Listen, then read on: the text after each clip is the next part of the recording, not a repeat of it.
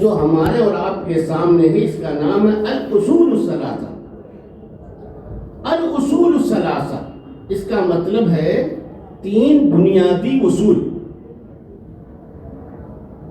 اس کتاب کا نام الاصول الثلاثہ اور اردو زبان میں اصول ثلاثہ اور کبھی کبھی ثلاثۃ الاصول، تینوں نام سے یہ کتاب جانی جاتی ہے۔ محمد بن عبد الوہاب رحمہ اللہ کی یہ مائے ناز کتاب ہے، بڑی مفید کتاب ہے۔ تمہید کے طور پر یہ بات بتانا چاہتا ہوں کہ یہ کتاب، اس کتاب میں یہ عقیدے کی کتاب ہے، یہ عقیدے کی کتاب ہے۔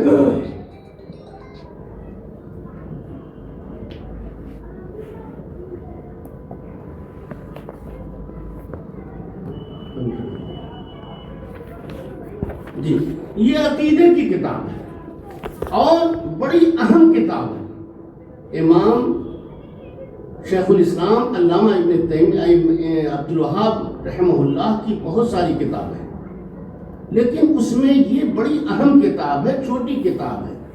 اس میں عقیدے کے اوپر بحث ہوگی اور اصل کتاب کے شروع کرنے سے پہلے 2 مسائل اور بیان کیے گئے ہیں، پمفلٹ کے طور پر، رسالہ کے طور پر، مضمون کے طور پر، تمہید کے طور پر، چھوٹے چھوٹے رسالے اسی کتاب کے ساتھ منسلک ہے۔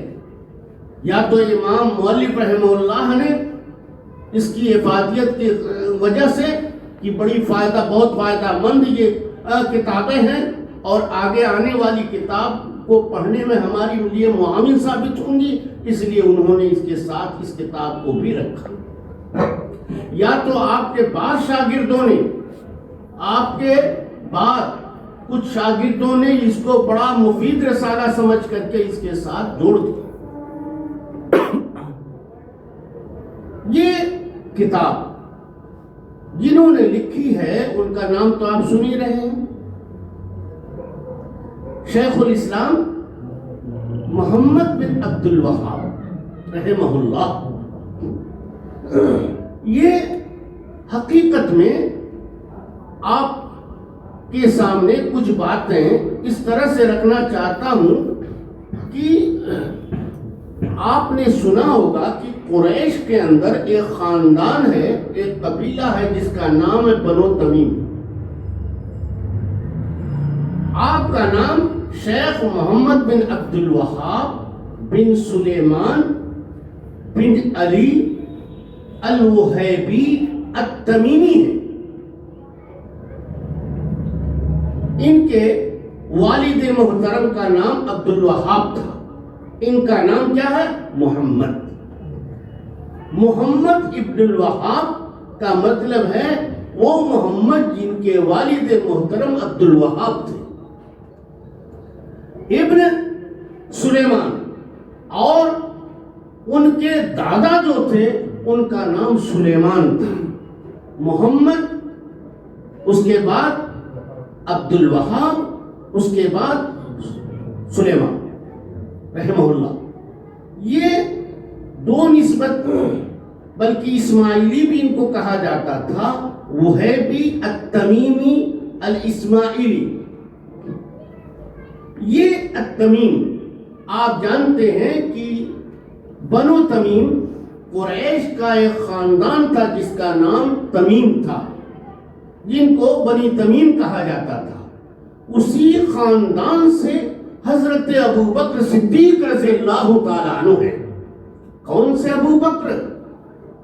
نبی کریم محمد رسول اللہ صلی اللہ علیہ وسلم نے فرمایا ہے قیامت کے دن جنت کے 8 دروازے ہیں، تو 8 دروازے سب کا پرمیشن، ہر گیٹ سے جس کو تمام گیٹوں کا پرمیشن ملے گا، نبی کریم محمد رسول اللہ صلی اللہ علیہ وسلم فرمایا وہ کون ہوں گے؟ وہ حضرت ابو بکر صدیق رضی اللہ عنہ۔ سب کو ایک ایک گیٹ کا، اور اللہ کے اس بندے کو جس کو صدیق کہا جاتا ہے، ابو بکر صدیق، اس کو 8 گیٹ کا پرمیشن ملے گا، اور جس گیٹ سے چاہیں گے چلے جائیں گے۔ یہ کس خاندان سے تعلق رکھتے تھے؟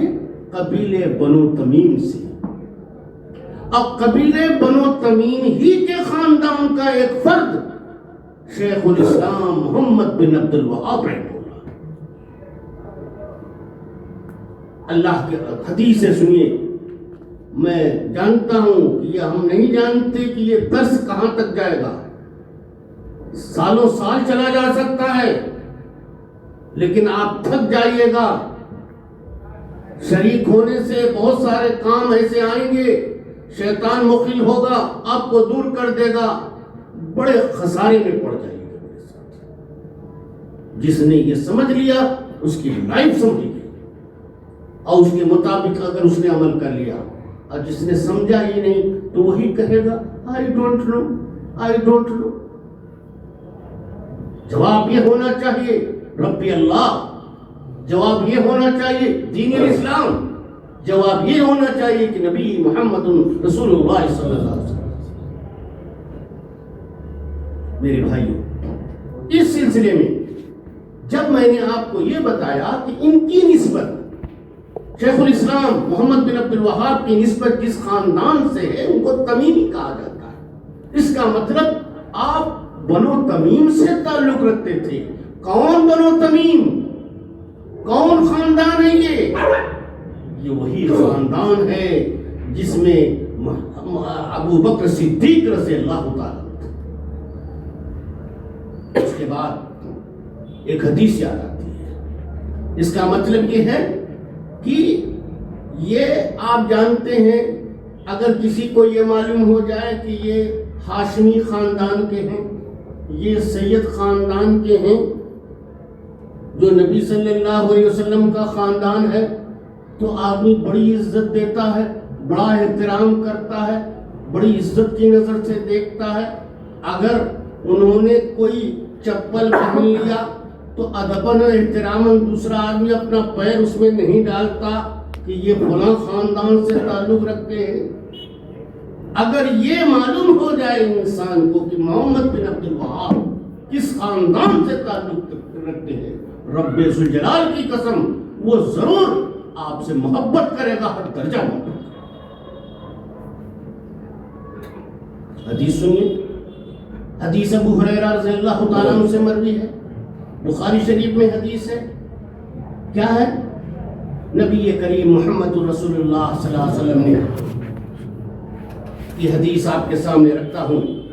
حضرت ابو ہریرہ رضی اللہ تعالی عنہ حدیث روایت کرتے ہیں، فرماتے ہیں کہ میں نے جب سے محمد الرسول اللہ صلی اللہ علیہ وسلم سے قبیلے بنو تمیم کے تعلق سے 3 باتیں سنی ہیں، تب سے میں ان سے بے حد محبت کرنے لگا، بے حد محبت کرنے لگا۔ کون سی 3 باتیں؟ اللہ کے نبی صلی اللہ علیہ وسلم نے کون سی 3 باتیں قبیلے بنو تمیم کے تعلق سے بتائیں؟ بتاتے ہیں، فرماتے ہیں میں نے سنا کہ یہ قبیلہ بنو تمیم کا قبیلہ دجال کے اوپر سب سے کڑا ہوگا، سب سے سخت ہوگا۔ اگر دجال کا مقابلہ کوئی سب سے زیادہ پوری دنیا میں کرے گا اور جس میں دجال کے پسینے چھوٹ جائیں گے، وہ سب سے سخت مقابلہ کوئی اگر کرے گا تو بنی تمیم کا۔ نبی کریم محمد رسول اللہ صلی اللہ علیہ وسلم سے میں نے یہ بات سنی تو اب اس قبیلے سے سب سے زیادہ محبت کرنے لگا۔ دوسری بات یہ ہے، کیا مطلب ہے؟ یہ قبیلہ دجال پر بڑا سخت ہوگا، یہ قبیلہ دجال کے لیے بڑا سخت ہوگا۔ اس کا مطلب یہ ہے دجال کے فتنے میں یہ قبیلہ بہت کم پڑے گا، باقی لوگ دھوکہ کھا جائیں گے، اس کے چکر میں آ جائیں گے۔ دوسری بات یہ ہے، اللہ کے نبی صلی اللہ علیہ وسلم نے الفاظ بتایا، ہم اشد امتی علی الرجال علی الدجال، ہم اشد امتی علی الدجال، دجال کے مقابلے میں یہ قبیلہ بنو تمیم بہت کڑا ہوگا، بہت کڑا۔ دوسری بات جو میں نے نبی صلی اللہ علیہ وسلم سے سنی، اس کے بعد اس قبیلے سے زیادہ محبت کرنے لگا اور سمجھنے لگا کہ ایمان کی دلیل ہے جو نبی صلی اللہ علیہ وسلم بتا دیا، جس قبیلے کے بارے میں اس سے ہم محبت کریں، یہ ایمان کی دلیل کیا ہے؟ دوسری چیز یہ ہے، نبی کریم محمد رسول اللہ صلی اللہ علیہ وسلم کے پاس صدقات لائے۔ قبیلے بنو تمیم نے بھی صدقات پیش کیے، زکات پیش کیے۔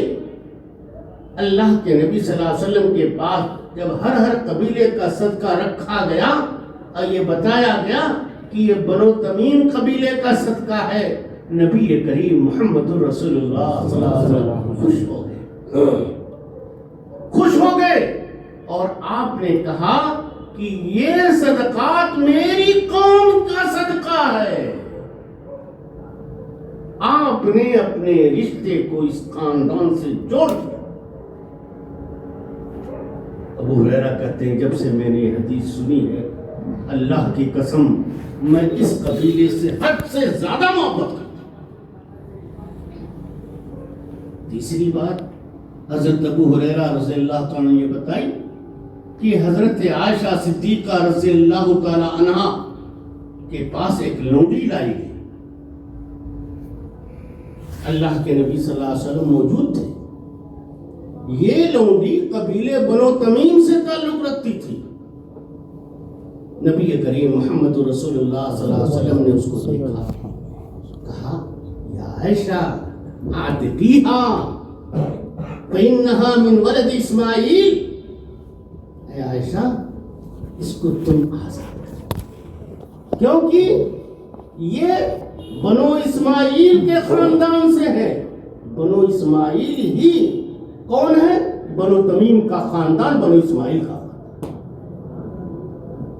میرے بھائیوں، تین باتیں۔ نمبر ایک، یہ قبیلہ دجال کے لیے سب سے بڑا ثابت ہوگا۔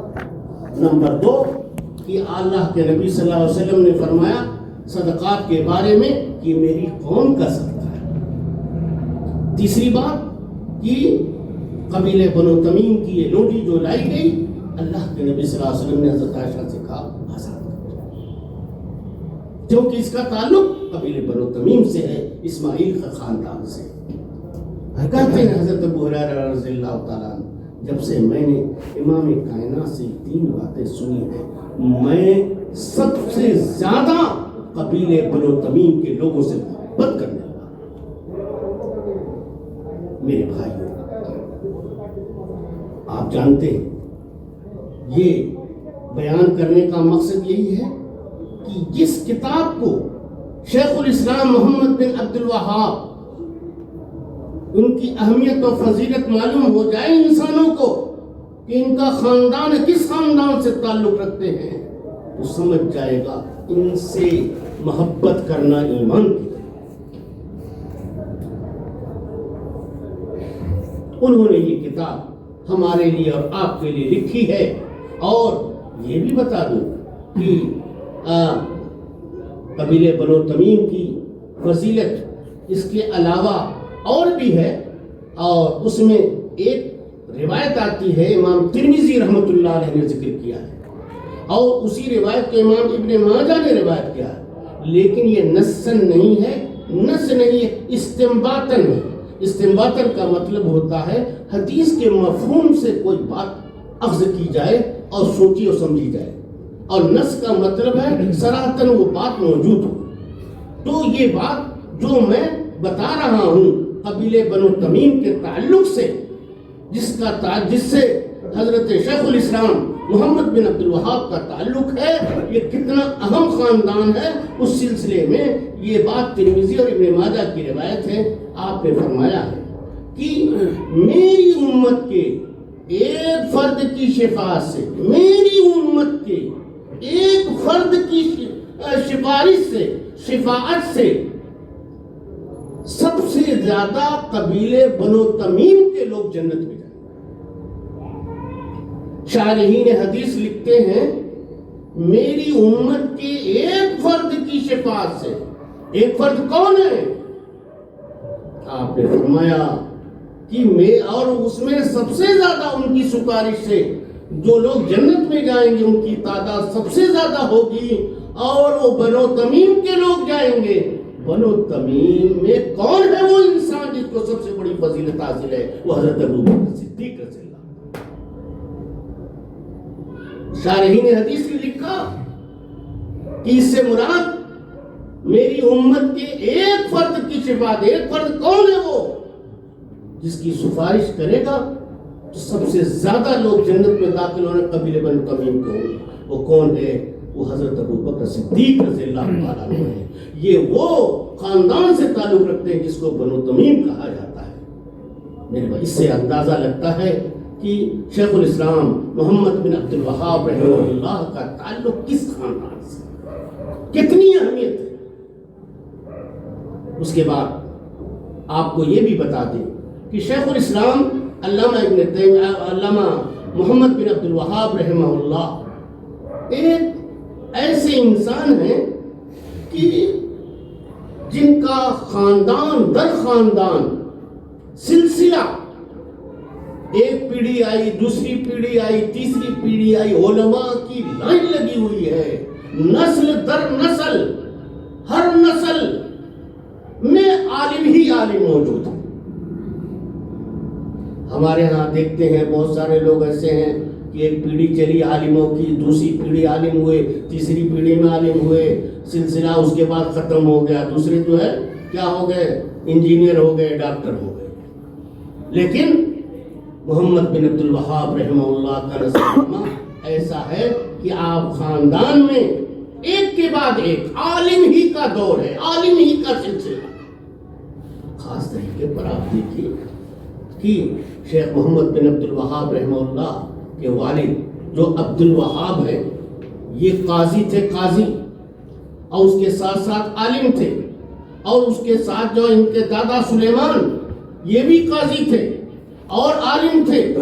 یہ سلسلہ لگا ہوا ہے. ایسی کڑی خاندان کی، علماء کی خالی کڑی ہو، آپ نے ایسا سلسلہ کسی کا نہیں دیکھا ہوگا. البتہ یہ ہے کہ یہ لوگ جو آپ کے خاندان میں بہت سارے لوگ ہوئے، ان لوگوں میں جو چیز شیخ الاسلام محمد بن عبد الوہاب کو اللہ تعالیٰ نے دی اور ان کو نہیں دی، وہ موحد تھے. پورا خاندان موحد تھا، توحید پرست تھا. لیکن جو کام اللہ تعالیٰ نے شیخ الاسلام رحمہ اللہ سے لیا وہ ان سے نہیں لیا. اسی لیے آپ کی قربانیاں آج تک لوگ عرب کی سرزمین پر یاد کرتے ہیں. ایک مرتبہ کا واقعہ ہے، اور ایک کتاب کا نام ہے الدروس السمیمیہ. اس کتاب میں ایک واقعہ ذکر ہے کہ ان کے دادا اور ان کے والد محترم دونوں قاضی تھے. ایک مرتبہ کسی نے یہ خبر دی کہ ایک آدمی چھت پر کھڑا ہے. خبر ملی کہ ایک آدمی آ کر کے، لوگوں نے ان سے بیان کیا کہ ایک آدمی آیا ہے، غضب کا آدمی ہے، وہ چھت پر کھڑا ہے، اب کود جاتا ہے. کہتا ابھی میں کود کے دکھا دیتا ہوں، اور یہ بھی کہتا ہے میں آگ میں کود پڑوں گا، ہم کو کچھ نہیں ہوگا. جب یہ خبر ان کے دادا کو پہنچی تو انہوں نے فوراً کہا کہ وہ آدمی شیطان ہے، دجال ہے، اس کو پکڑو، اس کو مارو، گرفتار کرو. اب جو لوگ بھی اس کی بات میں آئیں گے، اس کی اتباع کریں گے، وہ لوگ مرتد ہیں، مرتد ہیں. اس سے اندازہ لگ رہا ہے کہ توحید کی رمق اور توحید جیسی چیز ان کے رگ و ریشے میں کس قدر پیوست ہے. توحید پرست ہے. البتہ جو کام علامہ شیخ الاسلام رحمہ اللہ نے کیا وہ اور لوگ خاندان کے نہیں کر سکے، لیکن تھے سب موالد. سب موحد تھے اور توحید شروع ہی سے ان کے خاندان میں چلی آ رہی تھی. اور ٹائم ختم ہو گیا 15 منٹ. اچھا, شیخ الاسلام محمد بن عبد الوہاب رحمہ اللہ کے تعلق سے ایک بات اور یہ یاد رکھیے کہ آپ دیکھیں گے کہ شیخ الاسلام بڑے مبارک کا, مبارک کا مطلب کیا ہے؟ اللہ تعالیٰ نے برکت دی تھی. کس چیز میں؟ عمر میں برکت دی. شیخ الاسلام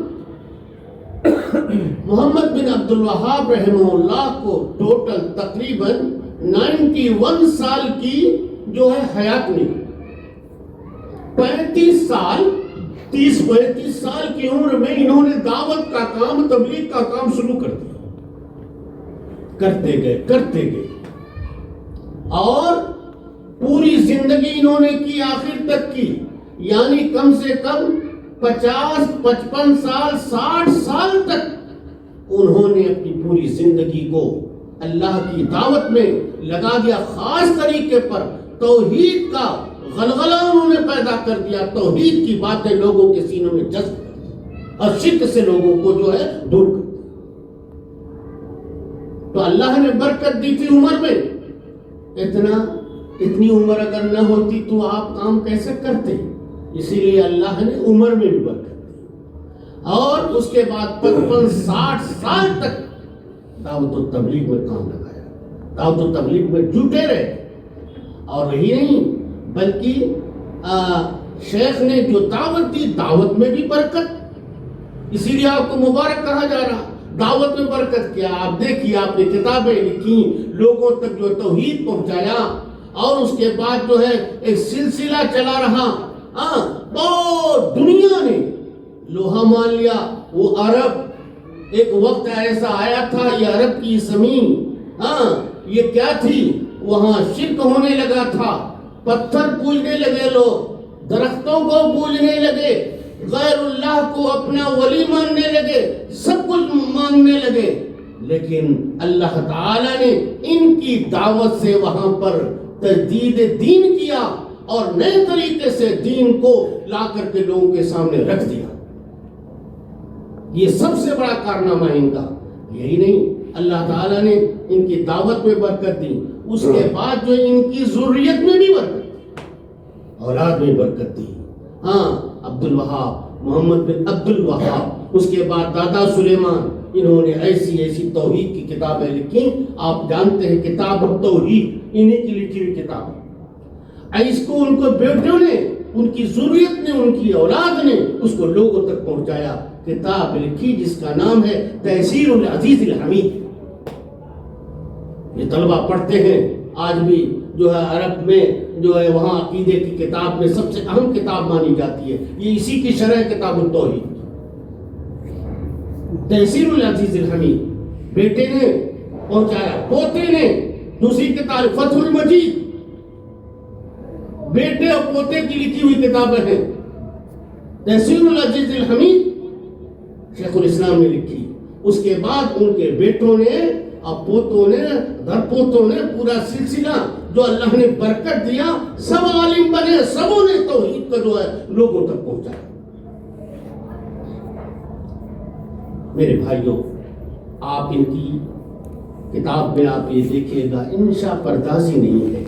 انشاء پردازی کا مطلب یہ ہے کہ آدمی ایک بات بولتا ہے تو طرح طرح کے جملے استعمال کرتا ہے, ڈھنگ سے, مختلف انداز سے اس کو بلاغت و فصاحت کے ساتھ بیان کرتا ہے. آپ ان کے اندر یہ دیکھیے گا, انہوں نے انشاء پردازی کا طریقہ اختیار نہیں کیا. صرف آپ دیکھیں گے وہ کوئی بات بولتے ہیں تو قرآن سے دلیل, قرآن کی آیت پیش کر دیتے ہیں, نبی صلی اللہ علیہ وسلم کی دلیل میں حدیث پیش کر دیتے ہیں, اب کہیں کہیں صحابی کا قول بتا دیتے ہیں, سلف کا قول نقل کر دیتے ہیں, کہیں چھوٹی چھوٹی بات. یہ خاص اسلوب ہے ان کا, کیونکہ اللہ تعالیٰ نے قرآن میں کہا فَذَكِّرْ بِالْقُرْآنِ مَنْ يَخَافُ وَعِيدِ. آپ قرآن کے ذریعہ سے جو لوگ اللہ کا خوف رکھتے ہیں ان کو نصیحت کیجیے، قرآن دلیل میں پیش کیجیے۔ اللہ قرآن کو سمجھنے کے لیے اللہ تعالیٰ نے نبی کریم محمد رسول اللہ صلی اللہ علیہ وسلم کو بھیجا۔ وَأَنزَلْنَا إِلَيْكَ الْكِتَابَ لِتُبَيِّنَ لِلنَّاسِ، اے نبی ہم نے قرآن نازل کیا، تم اسی کی تفسیر کرو، تمہارے علاوہ کسی کی تفسیر مانی نہیں جائے گی۔ اور تم وہی بولتے ہو مَا يَنطِقُ عَنِ الْهَوَىٰ، تم اپنی طرف سے کچھ نہیں بولتے ہو بلکہ رب کی طرف سے جو اشارہ ہوتا ہے وہی بولتے، اس لیے تمہاری ہی تفسیر، ہر آدمی اپنی تفسیر نہیں بیان کر سکتا۔ میرے بھائیوں، یہ ہیں شیخ الاسلام علامہ محمد بن عبد الوہاب رحمہ اللہ۔ آپ کو اندازہ لگ گیا ہوگا کہ کس خاندان سے تعلق رکھتے ہیں، اور ان کی کتاب ہم اور آپ انشاءاللہ اگلے ہفتے سے شروع کریں گے۔ آج کچھ باتیں تمہید کے طور پر تھیں جو میں نے آپ کے سامنے رکھی ہیں۔ اللہ تعالیٰ جو ہے ہمارے بیٹھنے کو قبول فرمائے، ہمارے سننے کو قبول فرمائے، ہم سب کو ان باتوں پر عمل کرنے کی۔ میرے ساتھیوں، آپ کو یہ بتا دیں کہ یہ جو 3 سوال ہیں قبر کے، اللہ تعالیٰ پوچھے گا من ربک کا، بتایا آپ کو، من نبیوں کا، ما دینوں کا، یہی 3 سوال ہیں۔ اسی کی تیاری کے طور پر یہ مذکرہ، یہ جو کتاب شیخ الاسلام نے لکھی ہے، تاکہ ہر انسان کو ضرورت اس کی، کافر کو بھی جواب دینا ہے، مسلمان کو بھی جواب دینا ہے، منافق کو بھی جواب دینا ہے، تیاری کر لیں۔ اور میں نے بتایا حدیث میں اللہ کے نبی صلی اللہ علیہ وسلم فرمایا، مسلم شریف کی حدیث، ذاق طعم الایمان، اس آدمی کو ایمان کا ٹیسٹ مل گیا جس نے اپنے رب کو اللہ مان کر کے رضامندی ظاہر کر دی، اور جس نے اپنے دین کو، اسلام کو دین مان کر کے رضامندی ظاہر کر دی، جس نے اپنے محمد صلی اللہ علیہ وسلم کو نبی اور رسول مان کر کے رضامندی ظاہر کر دی۔ سب کو ٹھکرا دیا، اللہ کو پکڑا معبود کے حساب سے، اور نبی کو پکڑا رسول کے حساب سے، باقی سب کو بڑی باتیں آتی ہیں۔ آج کتنے ایسے لوگ ہیں جو نبی کو اگر وہ آخری نبی مان لیں اور اسی کی اطاعت کریں تو دنیا میں کسی کی اطاعت نہیں چلے گی۔ آج بھی کتنے لوگ ہیں، بات آتی ہے تو کہتے ہیں ہمارے بزرگوں نے یہ بات کہی ہے۔ ہمارے بزرگ کی کوئی حیثیت نہیں ہے۔ جو قبر میں سوال ہے وہاں پر قصے اور کہانیاں نہیں ہوں گی، دلائل کے ساتھ آپ کو سمجھنا میرا حق کون ہے، دین کون ہے، اسلام کون ہے۔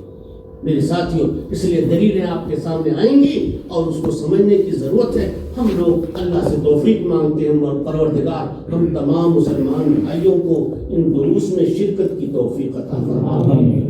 آپ جانتے ہیں جب آدمی، میں نے بتایا تھا، ایک آدمی صلاحیت کم ہے، ایک آدمی چور ہے نا، چوری کرتا ہے، اچھا نہیں جانتا چوری کرنا، ڈاکو نہیں بنا، لیکن دھیرے دھیرے اپنے کام میں لگا رہتا ہے تو دھیرے دھیرے کبھی کبھی لمبا مال غائب کر دیتا ہے۔ اسی طریقے سے انسان جب کسی کام میں تھوڑا سا اکتاہٹ ہوگی، ایک ہی چیز، وہی درس، وہی حدیث، ایک ہی 3 ہی سوال، وہی لے کر کے کتاب پڑھے ہوئے ہیں، یہ کیا انتظام کرنے والے بیوقوف، درس دینے والا بیوقوف، چلو دوسرا کام کیا جائے۔